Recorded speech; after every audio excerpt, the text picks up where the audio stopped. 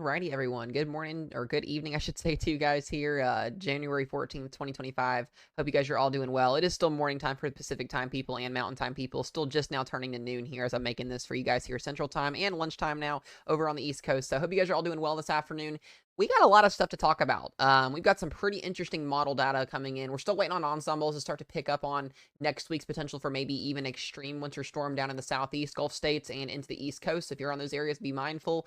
But the big topic that we're really going to be talking about is going to be one, the wildfires today. Extreme threat again for wildfires down over in Southern California. And then what you guys see on the map here. And this is probably the most bluest and dark bluish shaded map we have seen in a very, very long time. And this basically indicates very well below average temperatures, high percentages and low below average temperatures going into next week. And this is going to be over the next 8 to 14 days. You see one little swath of orange over here near Western California where there will be a little bit of ridging, allowing for the drought and the relative humidity and the fire conditions to continue through this week and into potentially next week as well. Currently, right now, talking about the fires, we still have an extreme risk zone here for high-end fire danger, critical, and elevated. All three areas that can be highest issued from the National Weather Service are still in effect here for portions of southwestern California. That does include the LA County area, Santa Clarita, Oxnard, St. Paul area, Santa Barbara, up towards the Lancaster or Palmdale, and then down south here into Oceanside, San Diego, and down here towards the Baja California line. So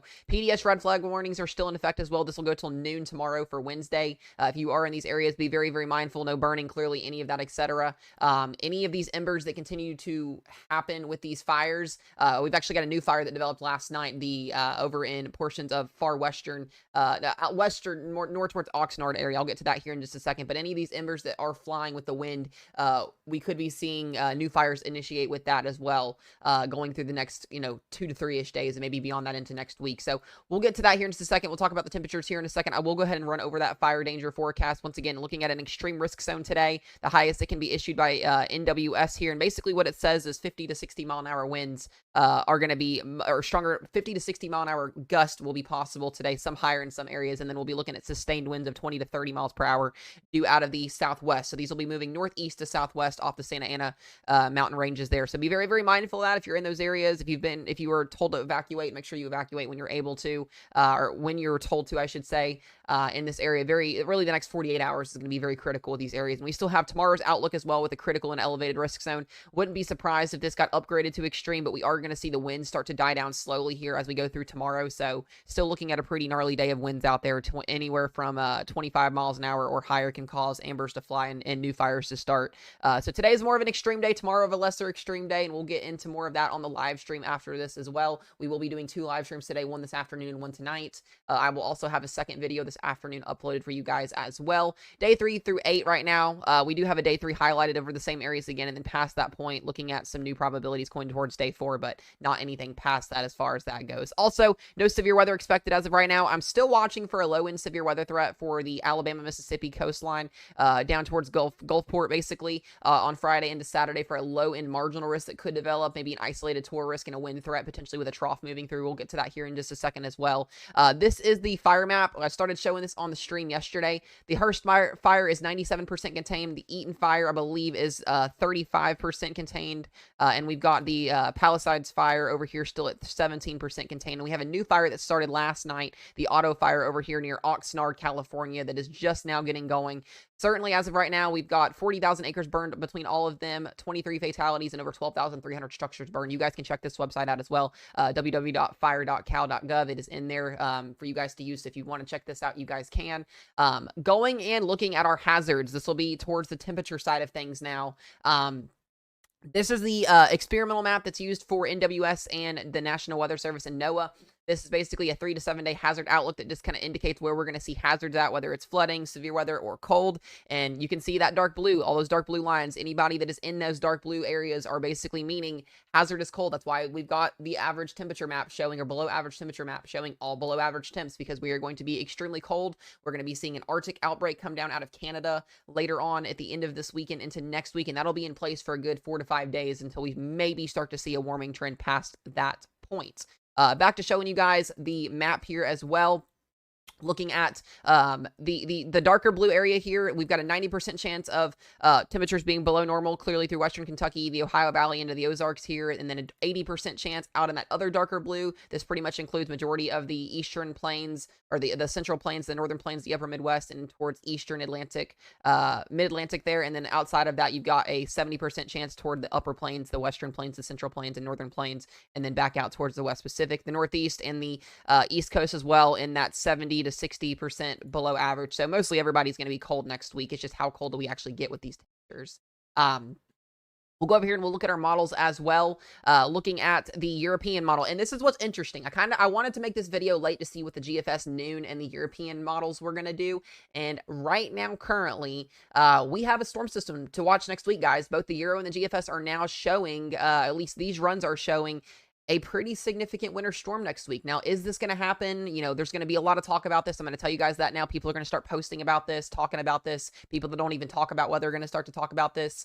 Be very mindful. We have to wait for ensembles to show. So I'm going to show you these two individual runs, and then we'll look at ensembles on the stream today. But these are not set in stone. This can change in a heartbeat. We've been seeing trends back and forth all week this week about, and really last weekend as well, showing really not much of any type of precip. We were talking about dry, cold air being more of a plausible situation. Now we're starting to see the troughing coming in, and could that troughing move around and allow us to see potential for a major winter storm? Well, here's our precip type on the Euro. This is our latest Euro run this afternoon here on our lovely Tuesday afternoon forecast, and you can see our upper level trough moving through with some precip, possibly some winter weather in the northern portions of the Ohio Valley, from like western North Carolina up into the Ohio, Indiana, into Michigan, into portions of New York going into this Saturday and Sunday, possibly a low and severe weather risk down south with that trough moving through. And then behind this comes our cold air. You can see that 32-degree temperature line kind of hanging through Oklahoma and back up into the Ohio Valley. That cold air comes down, and we have that cold air in place through the weekend and into early next week. That does set the stage for winter weather to happen. Are we going to get a storm system to organize? The Euro, as of right now, showing a trough moving in, showing an upper level low moving off the Gulf of Mexico and bringing ice, sleet, snow, portions of a maybe even a big ice event on the Euro here for the southeast states. This would be a horrible situation if we got this much ice. And then a classic East Coast storm moving up with snow, ice, all the way up into the Northeast corridor, and then becoming a nor'easter and leaving. That's one scenario on this Euro run. Once again, these are not the ensembles. This is a Euro run on this point. So just something to be mindful of. I'm not going to go into totals. I'm not going to go into that as of right now because we're just trying to figure out the track and the timing of where this is going to go. But definitely a scenario. We're going to have to watch for trends on that. And then past that point, we get very uncertain. Could we see another storm? We'll have to watch and see. That's the European model run. Now we got the GFS model run. Also, very, very important here, wanting to see consistency and wanting to see trending. And as we go towards the end of the week here, got a little bit of a warm spell on the Euro and the GFS. I meant to mention that Thursday and Friday should be right at average or above average for most people in the United States, up towards potentially the northern portions of the Midwest here with a warming trend for 2 days. And then that cold air is going to come in behind that low pressure system up north, allowing that trough to move in, heavy rain, possibly some low and severe weather again on the GFS here for this weekend down in the Mississippi, Alabama corridor. And then a little bit of a wintry mix ongoing in the Ohio Valley and Northeast, not much there. And then we see that cold air come in behind it, and then the GFS doing what the Euro does, being more robust with potentially a winter storm, sleet, snow, ice, up into the East Coast and into the Northeast potentially after that. So we're really going to have to watch, like I said, where's the troughing going to set up? Where is our precip line going to set up at? All of that, etc. We'll start to go into details and talk about that over the next couple of days. But I wanted to give you guys an idea now. We are seeing those models start to kind of show that consistency just slightly. So the closer we get to this event, the more information we'll know. Like I said, I'm not going to go over those totals right now because they're not going to matter. They're going to change so drastically. And then once that potential system comes through late next week, we could have another shot of cold air come down before things start to rebound potentially. And then maybe even another cold Arctic air mass coming down as we end January. So a lot to talk about over the next couple of days here. And I'll be keeping you guys updated with the latest on that as always. I'm going to show you guys one more thing here, and that's going to be the temperature plot maps. I'll show you guys just the GFS run here once this gets going. And, you know, right now we're going to see those below average temperatures for a majority of next week. We can see that warming trend taking place on Thursday and Friday. And then here comes that cold Arctic air mass. We're going to see well below zero temperatures for much of North Dakota, South Dakota, Minnesota, Iowa, Wisconsin, up into Illinois. And then that should start to bring those single digits and teens down into majority of the Ohio Valley, the Ozarks. And then the 32-degree line will basically hover towards the New Orleans area. We've got portions of Texas, Houston going to be around that 32-degree line. So the cold air will be there. Are we going to get that winter storm to set up? And I think those chances are starting to go up a little bit as we continue to see those model runs start to pull that moisture in. So time will tell over the next couple of days. I think once we get towards that Friday, Saturday, Sunday timeframe of this weekend, we'll have more information. If we continue to see the Euro, the GFS, and the other ensembles and models start to pick up on this more, we will start to talk about it more. I'll start to mention it in the streams and in videos going forward as long as it's here. But now's your time to prepare. Might see a winter storm next week, may not. We'll kind of wait and see what happens. The cold air is definitely something you can bank on. 99% confident. I would say 100% confident at this point, but you never say that in the weather world of a cold Arctic air mass happening next week. We'll keep you guys updated on that.